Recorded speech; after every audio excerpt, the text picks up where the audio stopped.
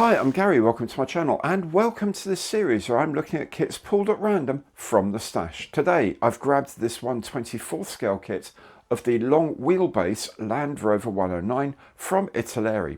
This kit was given to me by the nice people at Model Works in New Haven to try to get me to explore different areas of model making. If you enjoy the video, please do let YouTube know by giving it the imperial thumbs up, hitting the notification bell and subscribing to the channel. It's free and a great way to show your support. So let's start at the beginning with the box the kit comes in.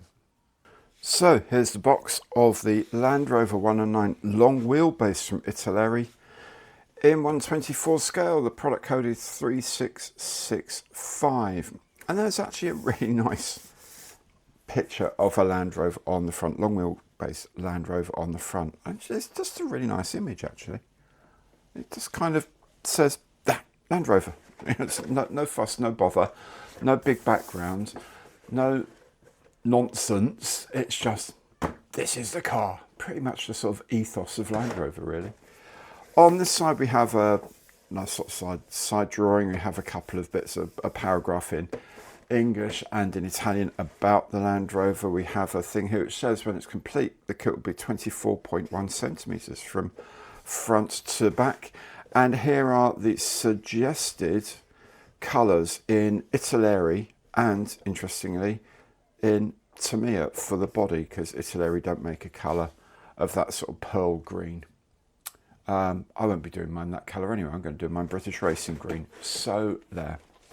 The other long side just has some basic instructions, warnings and things like that. Here a recycling symbol, because of course polystyrene in a lot of places is recyclable, and it is indeed where I live, and it's aimed at age 14 and over, probably because of the small parts. There might be photo etching there, I don't know, but certainly the small parts.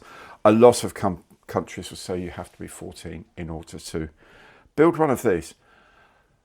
Okay, let's have a look inside what we get for our money. So opening up, the lid comes straight off. It's a simple tray design there, nothing too fancy. We have instruction sheet.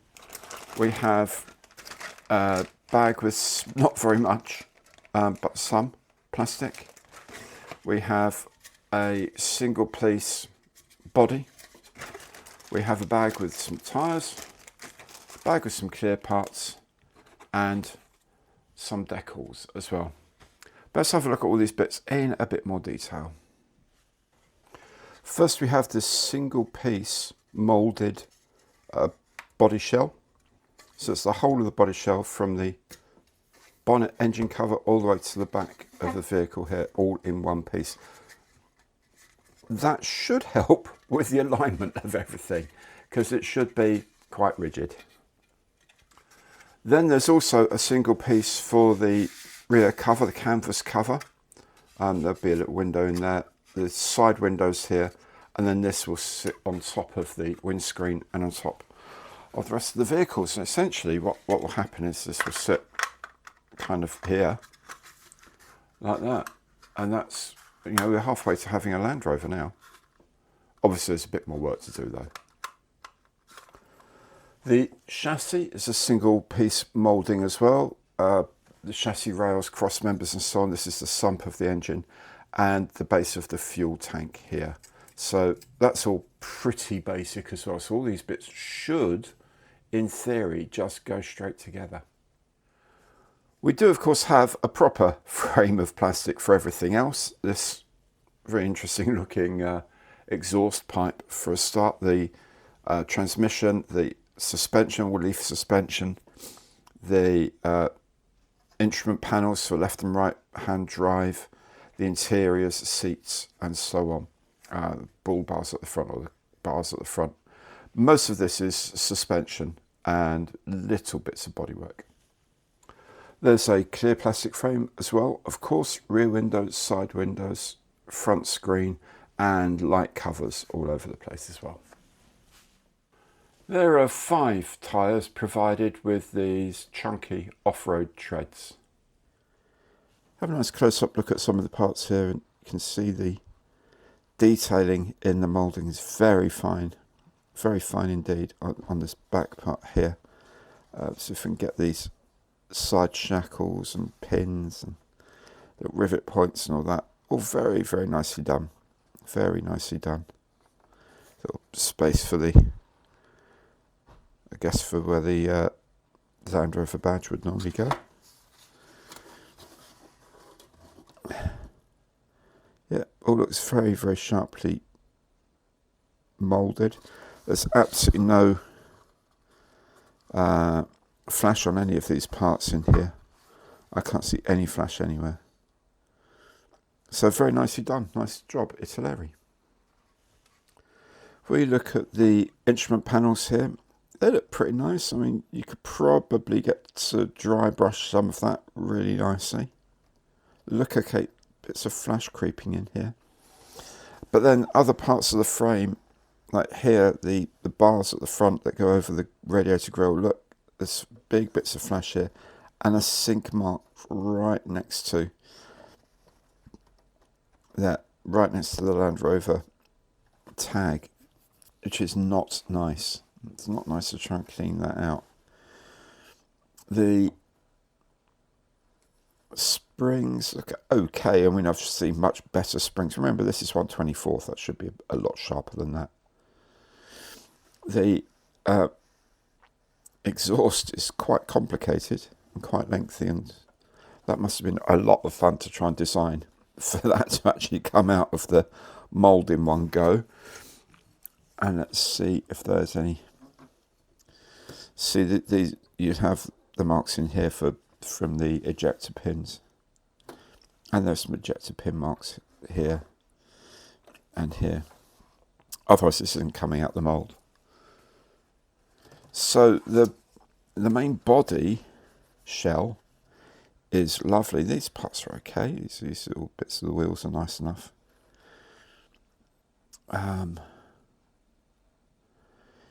Yeah. But then we do have bits where, you know, the bit of the flash from the frame comes out here, which isn't quite so nice to try and clean up. These are chains if you have the rear loading door open at the back. These are chains that hold the door open. What else we've got over here? Yeah, gear lever, more flash around that, which is very annoying. The transfer selector as well. There's the handbrake, a bit of flash on that, but a lot around there. Not so great. But you know what? It's not the end of the world, but it's not as good as the whole part, the one piece part for the body shell was much, much better than this. Then there is decal sheet. Essentially, this is really just a whole load of various registration plates. There's a couple of tiny little things here, which are probably indicator glasses, and these may be the supposedly for the rear view mirrors. But everything else are just a load of registration plates from Great Britain, from Italy, Belgium, France, Germany, Netherlands and Spain.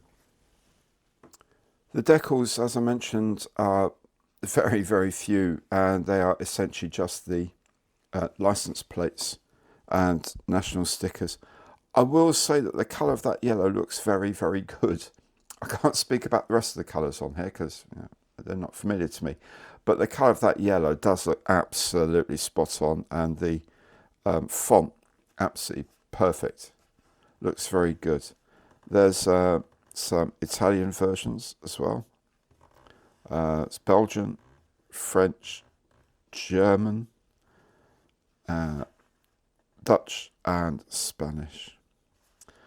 And so they're made by Bucanasco.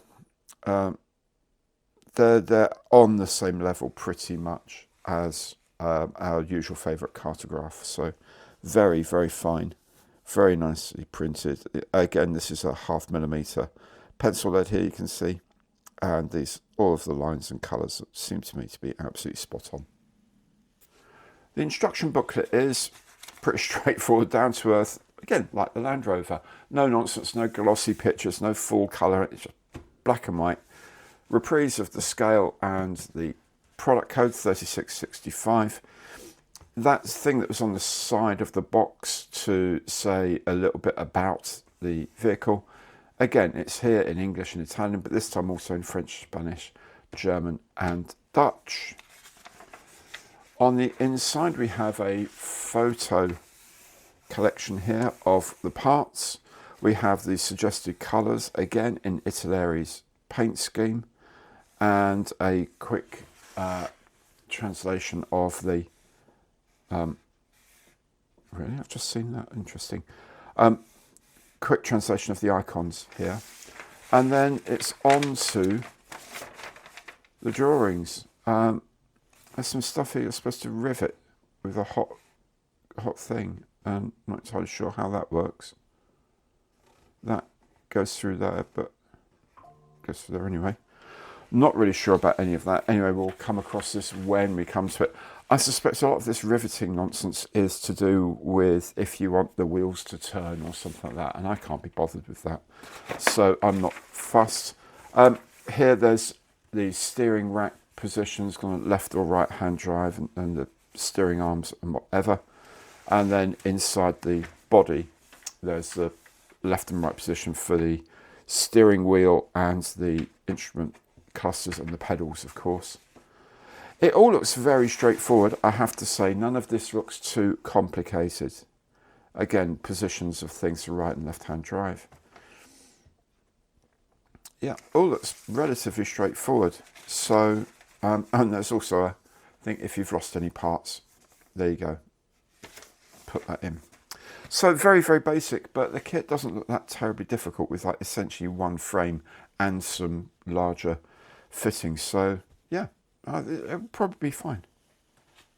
You know, versions of the Land Rover have featured in many of the fun episodes in my life, although more usually of the short wheelbase version. But even so, I'm really looking forward to getting down to this kit. There are relatively few pieces, and the body comes as one part, so no tricky alignment issues, and it's quite amenable to some chipping and general weathering.